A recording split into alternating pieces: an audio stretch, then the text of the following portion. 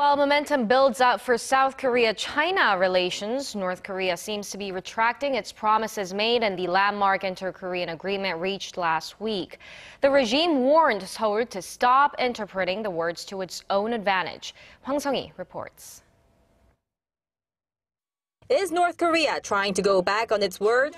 The regime's National Defense Commission said Wednesday that South Korea is interpreting the North's words for its own advantage and warned such actions could dampen relations.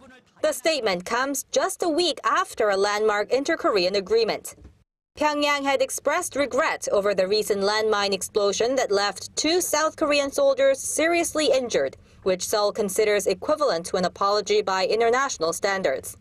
In response to the North's claim that regret does not mean apology, South Korea's unification ministry said this was not the time to be quarreling over the agreement.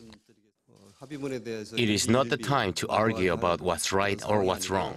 I reiterate that it is time for South and North Korea to sincerely implement and follow what has been agreed together.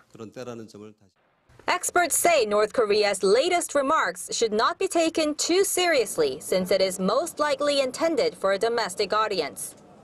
But I think a lot of the domestic factors are playing into this somewhat, given that the North Koreans did not really come out on top in this negotiation.